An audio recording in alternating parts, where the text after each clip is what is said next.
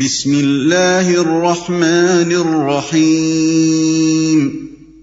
اللہ کے نام سے جو رحمان و رحیم ہے۔ وَاتْلُ عَلَيْهِمْ نَبَأَ إِبْرَاهِيمَ إِذْ قَالَ لِأَبِيهِ وَقَوْمِهِ مَا تَعْبُدُونَ، اور انہیں ابراہیم کا قصہ سناؤ جبکہ اس نے اپنے باپ اور اپنی قوم سے پوچھا تھا کہ یہ کیا چیزیں ہیں جن کو تم پوجتے ہو۔ ابراہیم کا قصہ سناؤ۔ یا حضرت ابراہیم علیہ السلام کی حیات طیبہ کے اس دور کا قصہ بیان ہوا ہے جبکہ نبوت سے سرفراز ہونے کے بعد شرک و توحید کے مسئلے پر آپ کی اپنے خاندان اور اپنی قوم سے کشمکش شروع ہوئی تھی۔ اس دور کی تاریخ کے مختلف گوشے قرآن مجید میں حسب ذیل مقامات پر بیان ہوئے ہیں۔ البقرہ رکوع 35، الانعام رکوع 9، مریم رکوع 3، الانبیاء رکوع 5، الصافات رکوع 3، الممتحنہ رکوع 1۔ سیرت ابراہیمی کے اس دور کی تاریخ خاص طور پر جس وجہ سے قرآن مجید بار بار سامنے لاتا ہے وہ یہ ہے کہ عرب کے لوگ بالعموم اور قریش بالخصوص اپنے آپ کو سیدنا ابراہیم علیہ السلام کا پیرو سمجھتے اور کہتے تھے، اور یہ دعویٰ رکھتے تھے کہ ملت ابراہیمی ہی ان کا مذہب ہے۔ مشرکین عرب کے علاوہ نصارہ اور یہود کا بھی یہ دعویٰ تھا کہ حضرت ابراہیم علیہ السلام ان کے دین کے پیشوا ہیں۔ اس پر قرآن مجید جگہ جگہ ان لوگوں کو متنبہ کرتا ہے کہ ابراہیم علیہ السلام جو دین لے کر آئے تھے وہ یہی خالص اسلام تھا جسے نبی عربی محمد صلی اللہ علیہ وسلم لے کر آئے ہیں اور جس سے آج تم لوگ برسر پیکار ہو۔ وہ مشرک نہ تھے بلکہ ان کی ساری لڑائی شرک ہی کے خلاف تھی، اور اسی لڑائی کی بدولت انہیں اپنے باپ، خاندان، قوم، وطن سب کو چھوڑ کر شام و فلسطین اور حجاز میں غریب الوطنی کی زندگی بسر کرنی پڑی تھی۔ اسی طرح وہ یہودی و نصرانی بھی نہ تھے بلکہ یہودیت و نصرانیت تو ان کے صدیوں بعد وجود میں آئیں۔ اس تاریخی استدلال کا کوئی جواب نہ مشرکین کے پاس تھا نہ یہود و نصارہ کے پاس، کیونکہ مشرکین کو بھی یہ تسلیم تھا کہ عرب میں بتوں کی پرستش حضرت ابراہیم علیہ السلام کے کئی صدی بعد شروع ہوئی تھی، اور یہود و نصارہ بھی اس سے انکار نہ کر سکتے تھے کہ حضرت ابراہیم علیہ السلام کا زمانہ یہودیت اور عیسائیت کی پیدائش سے بہت پہلے تھا۔ اس سے خود بخود یہ نتیجہ نکلتا تھا کہ جن مخصوص عقائد اور اعمال پر یہ لوگ اپنے دین کا مدار رکھتے ہیں وہ اس دین قدیم کے اجزاء نہیں ہیں جو ابتدا سے چلا آ رہا تھا، اور صحیح دین وہی ہے جو ان آمیزشوں سے پاک ہو کر خالص خدا پرستی پر مبنی ہو۔ اسی بنیاد پر قرآن کہتا ہے ما کان ابراہیم یہودیا ولا نصرانیا ولکن کان حنیفا مسلما وما کان من المشرکین ان اولی الناس بابراہیم للذین اتبعوہ وہذا النبی والذین آمنوا معہ۔ سورہ آل عمران آیات 67 اور 68۔ یعنی ابراہیم نہ یہودی تھا نہ عیسائی بلکہ وہ تو ایک مسلم یکسو تھا، اور وہ مشرکوں میں سے بھی نہ تھا۔ در حقیقت ابراہیم علیہ السلام سے نسبت رکھنے کا سب سے زیادہ حق انہی لوگوں کو پہنچتا ہے جنہوں نے اس کے طریقے کی پیروی کی، اور اب یہ حق اس نبی اور اس کے ساتھ ایمان لانے والوں کو پہنچتا ہے جن کو تم پوجتے ہو۔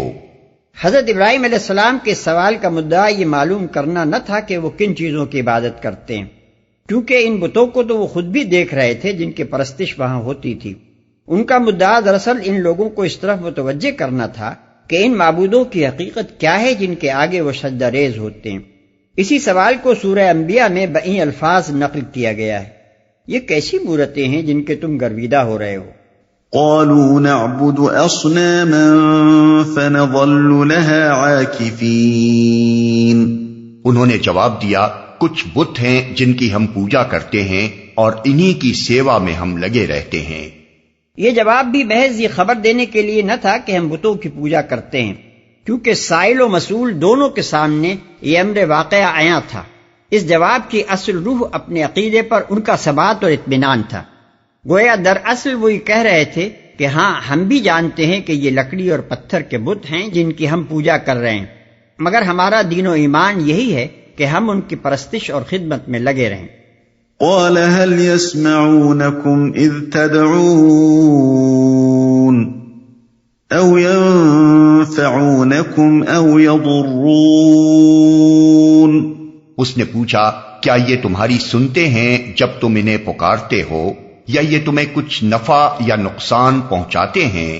قالوا بل وجدنا آباءنا آباءنا كذلك يفعلون۔ انہوں نے جواب دیا، نہیں بلکہ ہم نے اپنے باپ دادا کو ایسا ہی کرتے پایا ہے۔ یعنی ہماری اس عبادت کی وجہ یہ نہیں ہے کہ یہ ہماری مناجاتیں اور دعائیں اور فریادیں سنتے ہیں، یہ ہمیں نفع اور نقصان پہنچاتے ہیں، اس لیے ہم نے ان کو پوجنا شروع کر دیا ہے، بلکہ اصل وجہ اس عبادت کی یہ ہے کہ باپ دادا کے وقتوں سے یوں ہی ہوتا چلا آ رہا ہے۔ اس طرح انہوں نے خود یہ اعتراف کر لیا کہ ان کے مذہب کے لیے باپ دادا کی اندھی تقلید کے سوا کوئی سند نہیں ہے۔ دوسرے الفاظ میں گویا وہ یہ کہہ رہے تھے کہ آخر تم نئی بات ہمیں کیا بتانے چلے ہو؟ کیا ہم خود نہیں دیکھتے کہ یہ لکڑی اور پتھر کی مورتیں ہیں؟ کیا ہم نہیں جانتے کہ لکڑیاں سنا نہیں کرتی اور پتھر کسی کا کام بنانے یا بگاڑنے کے لیے نہیں اٹھا کرتے؟ مگر یہ ہمارے بزرگ جو صدیوں سے نسلاً بعد نسل ان کی پوجا کرتے چلے آ رہے ہیں، تو کیا وہ سب تمہارے نزدیک بے وقوف تھے؟ ضرور کوئی وجہ ہوگی کہ وہ ان بے جان مورتیوں کی پوجا کرتے رہے، لہذا ہم بھی ان کے اعتماد پر یہ کام کر رہے ہیں۔ قال أفرأيتم ما كنتم تعبدون أنتم وآباؤكم الأقدمون۔ اس پر ابراہیم نے کہا، کبھی تم نے آنکھیں کھول کر ان چیزوں کو دیکھا بھی جن کی بندگی تم اور تمہارے پچھلے باپ دادا بجا لاتے رہے؟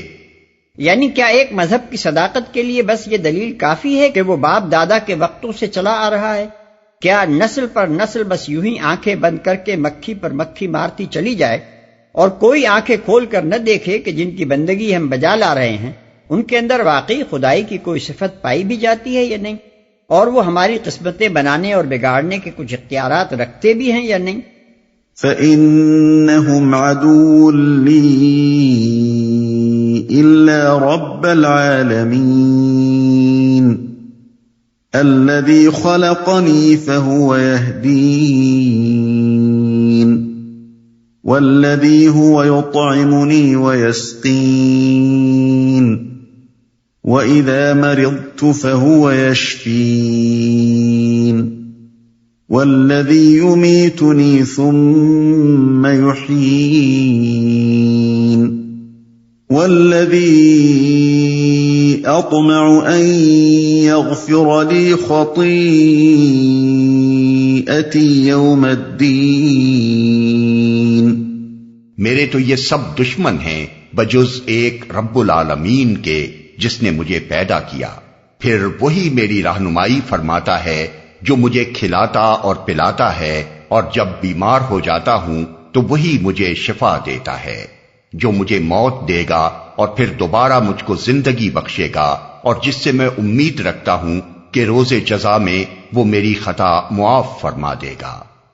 میرے تو یہ سب دشمن ہیں۔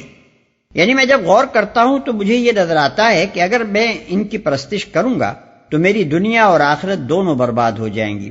میں ان کی عبادت کو محض بے نفع اور بے ضرر ہی نہیں سمجھتا بلکہ الٹا نقصان دہ سمجھتا ہوں، اس لیے میرے نزدیک تو ان کو پوجنا دشمن کو پوجنا ہے۔ اس کے علاوہ حضرت ابراہیم علیہ السلام کے اس قول میں اس مضمون کی طرف بھی اشارہ ہے جو سورہ مریم میں ارشاد ہوا ہے کہ وَاتَّخَذُوا مِن دُونِ اللَّهِ آلِهَةً لِيَكُونُوا لَهُمْ عِزًّا كَلَّا سَيَكْفُرُونَ بِعِبَادَتِهِمْ وَيَكُونُونَ عَلَيْهِمْ ضِدًّا۔ آیات 81 اور 82۔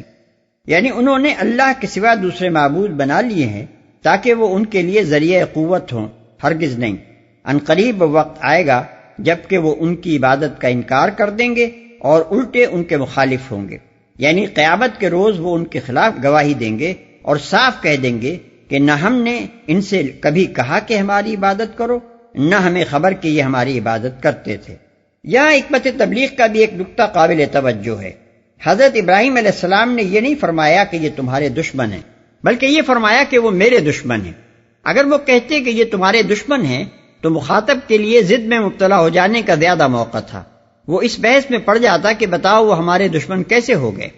بخلاف اس کے جب انہوں نے کہا کہ وہ میرے دشمن ہیں تو اس سے مخاطب کے لیے یہ سوچنے کا موقع پیدا ہو گیا کہ وہ بھی اسی طرح اپنے بھلے اور برے کی فکر کرے جس طرح ابراہیم علیہ السلام نے کی ہے۔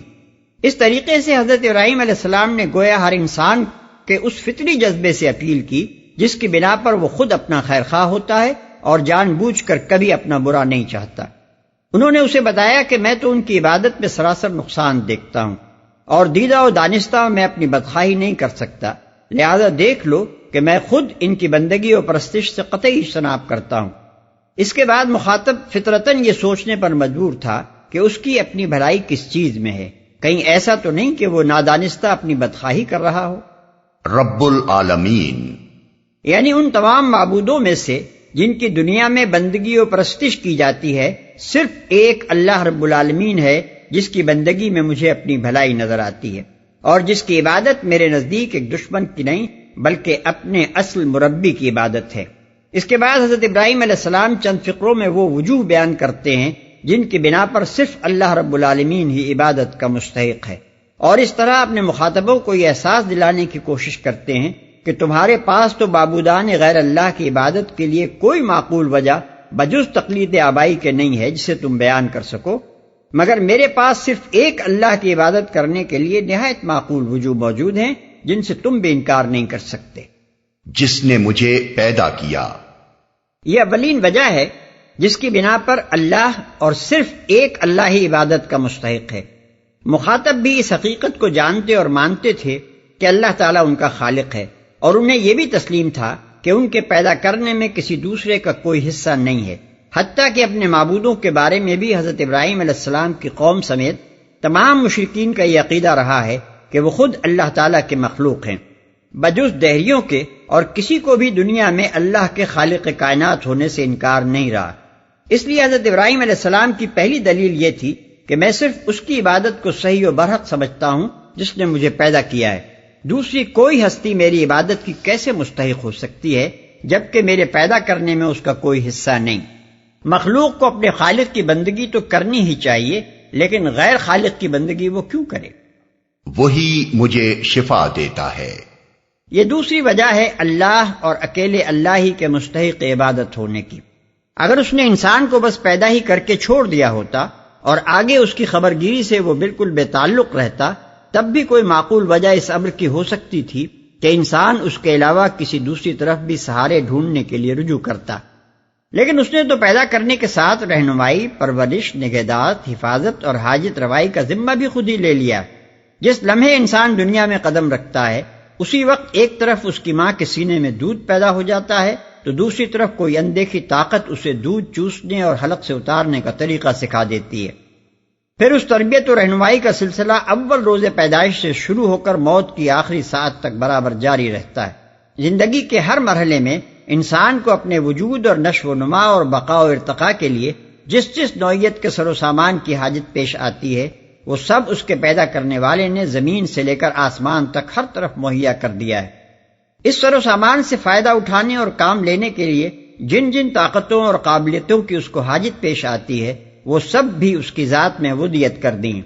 اور ہر شعبہ حیات میں جس جس طرح کی رہنمائی اس کو درکار ہوتی ہے اس کا بھی پورا انتظام اس نے کر دیا ہے۔ اس کے ساتھ اس نے انسانی وجود کی حفاظت کے لیے اور اس کو آفات سے، بیماریوں سے، مہلک جراثیم سے اور زہریلے اثرات سے بچانے کے لیے خود اس کے جسم میں اتنے زبردست انتظامات کیے ہیں کہ انسان کا علم ابھی تک ان کا پورا احاطہ بھی نہیں کر سکا ہے۔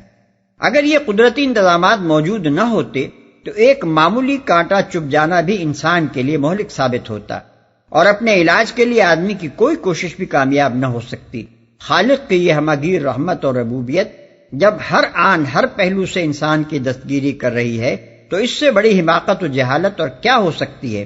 اور اس سے بڑھ کر احسان فراموشی بھی اور کون سی ہو سکتی ہے کہ انسان اس کو چھوڑ کر کسی دوسری ہستی کے آگے سر نیاز جھکائے اور حاجت روائی و مشکل کشائی کے لیے کسی اور کا دامن تھامے۔ میری خطا معاف فرما دے گا۔ یہ تیسری وجہ ہے جس کی بنا پر اللہ کے سوا کسی دوسرے کی عبادت درست نہیں ہو سکتی۔ انسان کا معاملہ اپنے خدا کے ساتھ صرف اس دنیا اور اس کی زندگی تک محدود نہیں ہے کہ وجود کی سرحد میں قدم رکھنے سے شروع ہو کر موت کی آخری ہچکی پر وہ ختم ہو جائے، بلکہ اس کے بعد اس کا انجام بھی سراسر خدا ہی کے ہاتھ میں ہے۔ وہی خدا جو اس کو وجود میں لایا ہے آخر کار اسے اس دنیا سے واپس بلا لیتا ہے، اور کوئی طاقت دنیا میں ایسی نہیں ہے جو انسان کی اس واپسی کو روک سکے۔ آج تک کسی دوا یا طبیب یا دیوی دیوتا کی مداخلت اس ہاتھ کو پکڑنے میں کامیاب نہیں ہو سکی ہے جو انسان کو یہاں سے نکال لے جاتا ہے، حتیٰ کہ وہ بہت سے انسان بھی جنہیں معبود بنا کر انسانوں نے پوج ڈالا ہے، خود اپنی موت کو نہیں ٹال سکے ہیں۔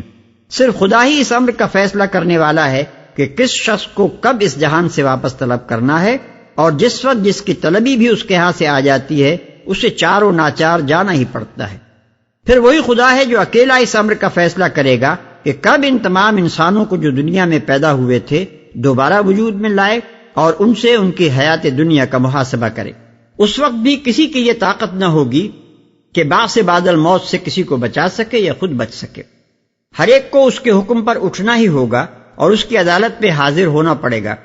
پھر وہی اکیلا خدا اس عدالت کا قاضی و حاکم ہوگا، کوئی دوسرا اس کے اختیارات میں ذرہ برابر بھی شریک نہ ہوگا۔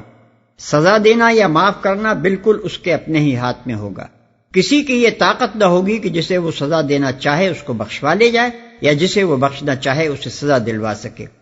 دنیا میں جن کو بخشوا لینے کا مختار سمجھا جاتا ہے وہ خود اپنی بخشش کے لیے بھی اسی کے فضل و کرم کی آس لگائے بیٹھے ہوں گے۔ ان حقائق کی موجودگی میں جو شخص خدا کے سوا کسی کی بندگی کرتا ہے وہ اپنی بدانجامی کا خود سامان کرتا ہے۔ دنیا سے لے کر آخرت تک آدمی کی ساری قسمت تو ہو خدا کے اختیار میں، اور اسی قسمت کے بناؤ کی خاطر آدمی رجوع کرے ان کی طرف جن کے اختیار میں کچھ نہیں ہے۔ اس سے بڑھ کر شامت اعمال اور کیا ہو سکتی ہے۔ رب هب لي حكما وألحقني بالصالحين واجعل لي لسان صدق في الآخرين واجعلني من ورثة جنة النعيم واغفر لأبي إنه كان من الضالين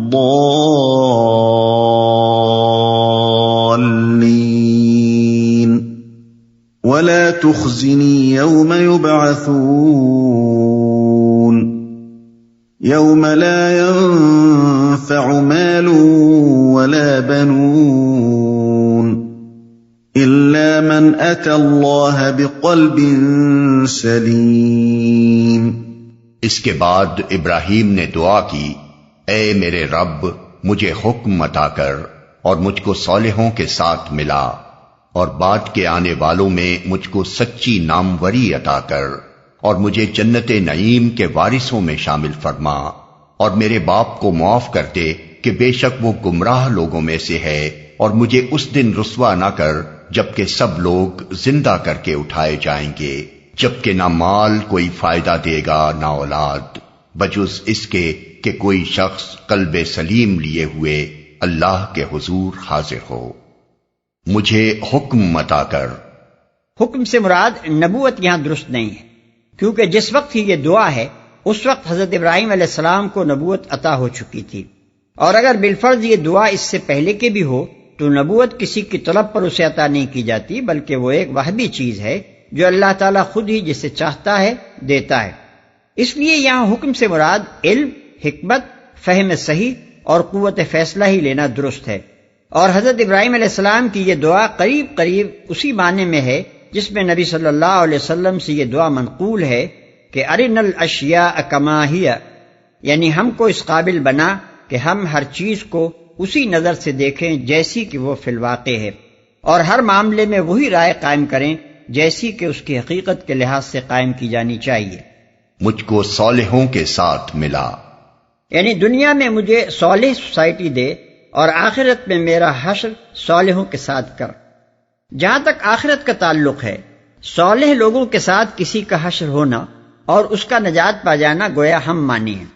اس لیے یہ تو ہر اس انسان کی دعا ہونی ہی چاہیے جو حیات بعد الموت اور جزا و سزا پر یقین رکھتا ہو، لیکن دنیا میں بھی ایک پاکیزہ روح کی دلی تمنا یہی ہوتی ہے کہ اللہ تعالیٰ اسے ایک بد اخلاق فاسق و فاجر معاشرے میں زندگی بسر کرنے کی مصیبت سے نجات دے اور اس کو نیک لوگوں کے ساتھ ملائے۔ معاشرے کا بگاڑ جہاں چاروں طرف محیط ہو وہاں ایک آدمی کے لیے صرف یہ چیز ہمہ وقت اذیت کی موجب نہیں ہوتی کہ وہ اپنے گرد و پیش گندگی ہی گندگی پھیلی ہوئی دیکھتا ہے، بلکہ اس کے لیے خود پاکیزہ رہنا اور اپنے آپ کو گندگی کی چھینٹوں سے بچا کر رکھنا بھی مشکل ہوتا ہے۔ اس لیے ایک صالح آدمی اس وقت تک بے چین ہی رہتا ہے جب تک یا تو اس کا اپنا معاشرہ پاکیزہ نہ ہو جائے یا پھر اس سے نکل کر وہ کوئی دوسری ایسی سوسائٹی نہ پالے جو حق و صداقت کے اصولوں پر چلنے والی ہو۔ سچی ناموری عطا کر، یعنی بعد کی نسلیں مجھے خیر کے ساتھ یاد کریں، میں دنیا سے وہ کام کر کے نہ جاؤں کہ نسل انسانی میرے بعد میرا شمار ان ظالموں میں کرے جو خود بگڑے ہوئے تھے اور دنیا کو بگاڑ کر چلے گئے، بلکہ مجھ سے وہ کارنامے انجام پائیں جن کی بدولت رہتی دنیا تک میری زندگی خلق خدا کے لیے روشنی کا مینار بنی رہے اور مجھے انسانیت کے محسنوں میں شمار کیا جائے۔ یہ محض شہرت و ناموری کی دعا نہیں ہے، بلکہ سچی شہرت اور حقیقی ناموری کی دعا ہے جو لازماً ٹھوس خدمات اور بیش قیمت کارناموں ہی کے نتیجے میں حاصل ہوتی ہے۔ کسی شخص کو اس چیز کا حاصل ہونا اپنے اندر دو فائدے رکھتا ہے۔ دنیا میں اس کا فائدہ یہ ہے کہ انسانی نسلوں کو بری مثالوں کے مقابلے میں ایک نیک مثال ملتی ہے جس سے وہ بھلائی کا سبق حاصل کرتی ہیں، اور ہر سعید روح کو راہ راست پر چلنے میں اس سے مدد ملتی ہے۔ اور آخرت میں اس کا فائدہ یہ ہے کہ ایک آدمی کی چھوڑی ہوئی نیک مثال سے قیامت تک جتنے لوگوں کو بھی ہدایت نصیب ہوئی ہو ان کا ثواب اس شخص کو بھی ملے گا، اور قیامت کے روز اس کے اپنے اعمال کے ساتھ کروڑوں بندگان خدا کی یہ گواہی بھی اس کے حق میں موجود ہوگی کہ وہ دنیا میں بھلائی کے چشمے رواں کر کے آیا ہے جس سے نسل پر نسل سیراب ہوتی رہی ہے۔ گمراہ لوگوں میں سے ہے۔ بعض مفسرین نے حضرت ابراہیم علیہ السلام کی اس دعائے مغفرت کی یہ توجیہ بیان کی ہے کہ مغفرت بہرحال اسلام کے ساتھ مشروط ہے، اس لیے آن جناب کا اپنے والد کی مغفرت کے لیے دعا کرنا گویا اس بات کی دعا کرنا تھا کہ اللہ تعالیٰ اسے اسلام لانے کی توفیق عطا فرمائے۔ لیکن قرآن مجید میں اس کے متعلق مختلف مقامات پر جو تصریحات ملتی ہیں وہ اس توجیہ سے مطابقت نہیں رکھتی۔ قرآن کا ارشاد ہے کہ حضرت ابراہیم علیہ السلام اپنے والد کے ظلم سے تنگ آ کر جب گھر سے نکلنے لگے تو انہوں نے رخصت ہوتے وقت فرمایا، سلام علیک ساستغفر لک ربی انہ کان بی حفیہ، مریم آیت 47۔ یعنی آپ کو سلام ہے، میں آپ کے لیے اپنے رب سے بخشش کی دعا کروں گا، وہ میرے اوپر نہایت مہربان ہے۔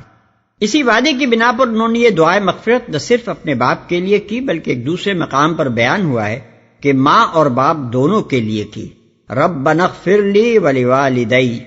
ابراہیم آیت 41۔ لیکن بعد میں انہیں خود یہ احساس ہو گیا کہ ایک دشمن حق چاہے وہ ایک مومن کا باپ ہی کیوں نہ ہو دعائے مغفرت کا مستحق نہیں ہے۔ وما كان استغفار ابراہیم لأبیہ الا عن موعدۃ وعدها ایاہ فلما تبین له انہ عدو للہ تبرأ منہ، سورہ توبہ آیت 114۔ ابراہیم کا اپنے باپ کے لیے دعائے مغفرت کرنا محض اس وعدے کی وجہ سے تھا جو اس نے اس سے کیا تھا، مگر جب یہ بات اس پر کھل گئی کہ وہ خدا کا دشمن ہے تو اس نے اس سے اظہار بیداری کر دیا۔ زندہ کر کے اٹھائے جائیں گے، یعنی قیامت کے روز یہ رسوائی مجھے نہ دکھا کہ میدان حشر میں تمام اولین و آخرین کے سامنے ابراہیم علیہ السلام کا باپ سزا پا رہا ہو اور ابراہیم کھڑا دیکھ رہا ہو، اللہ کے حضور حاضر ہو۔ ان دو فقروں کے متعلق یہ بات یقین کے ساتھ نہیں کہی جا سکتی کہ یہ حضرت ابراہیم علیہ السلام کی دعا کا حصہ ہیں یا انہیں اللہ تعالیٰ نے ان کے قول پر اضافہ کرتے ہوئے ارشاد فرمایا ہے۔ اگر پہلی بات مانی جائے تو اس کے معنی یہ ہیں کہ حضرت ابراہیم علیہ السلام اپنے باپ کے لیے یہ دعا کرتے وقت خود بھی ان حقائق کا احساس رکھتے تھے، اور دوسری بات تسلیم کی جائے تو اس کا مطلب یہ ہوگا کہ ان کی دعا پر تبصرہ کرتے ہوئے اللہ تعالیٰ یہ فرما رہا ہے کہ قیامت کے دن آدمی کے کام اگر کوئی چیز آ سکتی ہے تو وہ مال اور اولاد نہیں بلکہ صرف قلب سلیم ہے، ایسا دل جو کفر و شرک و نافرمانی اور فسق و فجور سے پاک ہو۔ مال اور اولاد بھی قلب سلیم ہی کے ساتھ نافع ہو سکتے ہیں، اس کے بغیر نہیں۔ مال صرف اس صورت میں وہاں مفید ہوگا جبکہ آدمی نے دنیا میں ایمان و اخلاص کے ساتھ اسے اللہ کی راہ میں صرف کیا ہو، ورنہ کروڑ پتی اور ارب پتی آدمی بھی وہاں کنگال ہوگا۔ اولاد بھی صرف اسی حالت میں وہاں کام آ سکے گی جبکہ آدمی نے دنیا میں اسے اپنی حد تک ایمان اور حسن عمل کی تعلیم دی ہو، ورنہ بیٹا اگر نبی بھی ہو تو وہ باپ سزا پانے سے نہیں بچ سکتا جس کا اپنا خاتمہ کفر و معصیت پر ہوا ہو اور اولاد کی نیکی میں جس کا اپنا کوئی حصہ نہ ہو۔ وَأُزْلِفَتِ الْجَنَّةُ لِلْمُتَّقِينَ وَبُرِّزَتِ الْجَحِيمُ لِلْغَاوِينَ وَقِيلَ لَهُمْ أَيْنَ مَا كُنتُمْ تَعْبُدُونَ مِن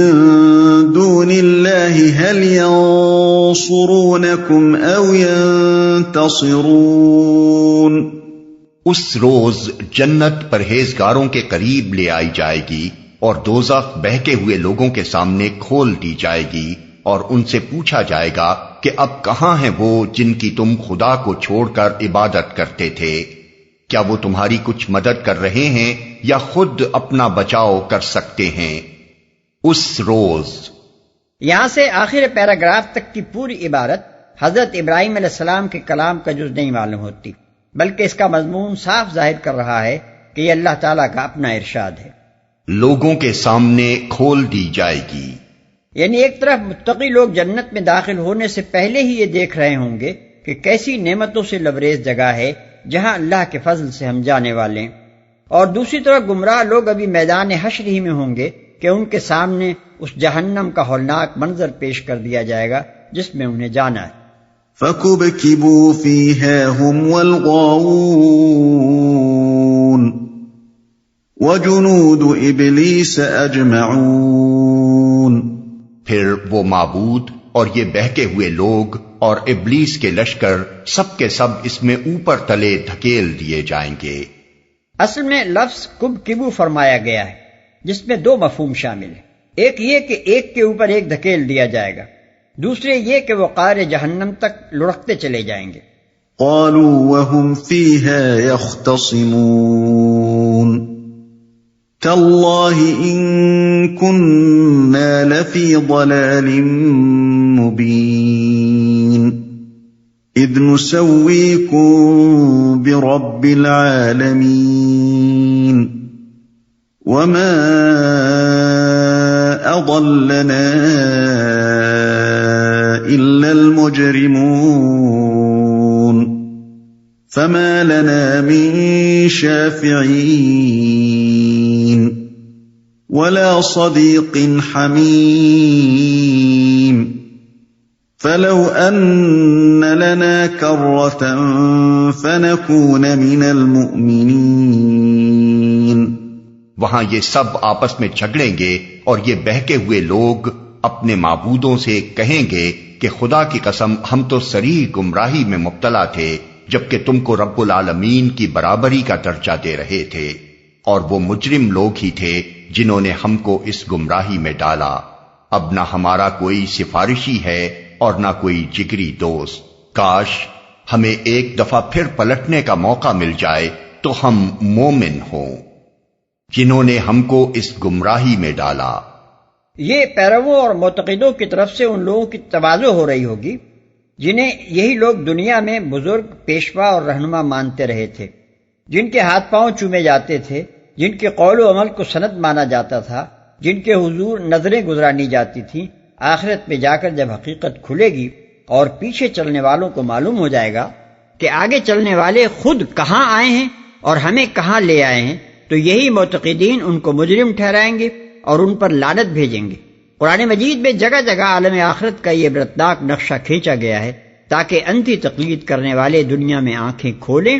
اور کسی کے پیچھے چلنے سے پہلے دیکھ لیں کہ وہ ٹھیک بھی جا رہا ہے یا نہیں۔ سورہ اعراف میں فرمایا کلما دخلت امت لعنت اختہا حتی اذا ادارکوا فیہا جمیعا قالت اخراہم لأولاہم ربنا هؤلاء اضلونا فآتهم عذابا ضعفا من النار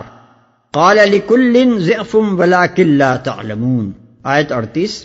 یعنی ہر گروہ جب جہنم میں داخل ہوگا تو اپنے ساتھ کے گروہ پر لعنت کرتا جائے گا،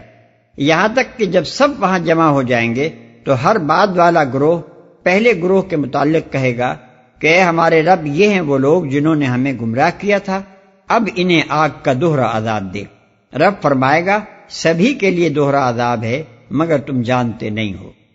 سورہ حمیم السجدہ میں ارشاد ہوا ہے وقال الذین کفروا ربنا ارنا الذین اضلانا من الجن والانس نجعلہما تحت اقدامنا لیکونا من الاسفلین۔ آیت 29۔ یعنی اور کافر اس وقت کہیں گے کہ اے پروردگار، ان جنوں اور انسانوں کو ہمارے سامنے لا جنہوں نے ہمیں گمراہ کیا تھا تاکہ ہم انہیں پاؤں تلے رون ڈالیں اور وہ پست و ذلیل ہو کر رہیں۔ یہی مضمون سورہ احزاب میں ارشاد ہوا ہے وقالوا ربنا انا اطعنا سادتنا وكبراءنا فاضلونا السبیل ربنا آتهم ضعفین من العذاب والعنهم لعنا کبیرا، آیات 67 اور 68۔ یعنی اور وہ کہیں گے کہ اے رب، ہم نے اپنے سرداروں اور بڑوں کی اطاعت کی اور انہوں نے ہم کو سیدھے راستے سے بھٹکا دیا، اے رب ان کو دگنا عذاب دے اور ان پر سخت لعنت کر۔ اب نہ ہمارا کوئی سفارشی ہے، یعنی جنہیں ہم دنیا میں سفارشی سمجھتے تھے اور جن کے متعلق ہمارا یہ عقیدہ تھا کہ ان کا دامن جس نے تھام لیا بس اس کا بیڑا پار ہے، ان میں سے آج کوئی بھی صحیح سفارش کے لیے زبان کھولنے والا نہیں ہے، اور نہ کوئی جگری دوست، یعنی کوئی ایسا بھی نہیں ہے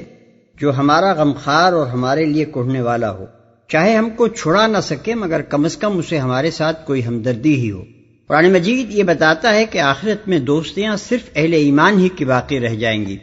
رہے گمراہ لوگ تو وہ دنیا میں چاہے کیسے ہی جگری دوست رہے ہوں، وہاں پہنچ کر ایک دوسرے کے جانی دشمن ہوں گے، ایک دوسرے کو مجرم ٹھہرائیں گے اور اپنی بربادی کا ذمہ دار قرار دے کر ہر ایک دوسرے کو زیادہ سے زیادہ سزا دلوانے کی کوشش کرے گا۔ الاخلاء یومئذ بعضهم لبعض عدو الا المتقین، سورہ زخرف آیت 67۔ یعنی دوست اس روز ایک دوسرے کے دشمن ہوں گے مگر متقین کی دوستیاں قائم رہیں گی۔ ہم مومن ہوں۔ اس تمنا کا جواب بھی قرآن میں دے دیا گیا ہے، وَلَوْ رُدُّوا لَعَادُوا لِمَا نُهُوا عَنْهُ، سورہ انعام آیت 28۔ اگر انہیں سابق زندگی کی طرف واپس بھیج دیا جائے تو وہی کچھ کریں گے جس سے انہیں منع کیا گیا ہے۔ رہا یہ سوال کہ انہیں واپسی کا موقع کیوں نہ دیا جائے گا، اس کے وجوہ پر مفصل بحث ہم سورہ مومنون میں کر چکے ہیں۔ ان فی ذلک لآیۃ وما کان اکثرهم مؤمنین وان ربک لہو العزیز الرحیم۔ یقیناً اس میں ایک بڑی نشانی ہے، مگر ان میں سے اکثر لوگ ایمان لانے والے نہیں، اور حقیقت یہ ہے کہ تیرا رب زبردست بھی ہے اور رحیم بھی۔ ایک بڑی نشانی ہے۔ حضرت ابراہیم علیہ السلام کے اس قصے میں نشانی کے دو پہلو ہیں۔ ایک یہ کہ مشرکین عرب اور بالخصوص قریش کے لوگ ایک طرف تو حضرت ابراہیم علیہ السلام کی پیروی کا دعویٰ اور ان کے ساتھ انتساب پر فخر کرتے ہیں، مگر دوسری طرف اسی شرک میں مبتلا ہیں جس کے خلاف جد و جہد کرتے ان کی عمر بیت گئی تھی، اور ان کے لائے ہوئے دین کی دعوت آج جو نبی پیش کر رہا ہے اس کے خلاف ٹھیک وہی کچھ کر رہے ہیں جو حضرت ابراہیم علیہ السلام کی قوم نے ان کے ساتھ کیا تھا۔ ان کو یاد دلایا جاتا ہے کہ حضرت ابراہیم علیہ السلام تو شرک کے دشمن اور دعوت توحید کے علمبردار تھے، تم خود بھی جانتے اور مانتے ہو کہ حضرت ممدوح مشرک نہ تھے، مگر پھر بھی تم اپنی ضد پر قائم ہو۔ دوسرا پہلو اس قصے میں نشانی کا یہ ہے کہ قوم ابراہیم دنیا سے مٹ گئی اور ایسی مٹی کہ اس کا نام و نشان تک باقی نہ رہا۔ اس میں سے اگر کسی کو بقا نصیب ہوا تو صرف ابراہیم علیہ السلام اور ان کے مبارک فرزندوں یعنی اسماعیل و اسحاق علیہ السلام کی اولاد ہی کو نصیب ہوا۔ قرآن میں اگرچہ اس عذاب کا ذکر نہیں کیا گیا ہے جو حضرت ابراہیم علیہ السلام کے نکل جانے کے بعد ان کی قوم پر آیا، لیکن اس کا شمار معذب قوموں ہی میں کیا گیا ہے۔ الم یاتہم نبأ الذین من قبلہم قوم نوح وعاد وثمود وقوم ابراہیم واصحاب مدین والمؤتفکات، سورہ توبہ آیت 70۔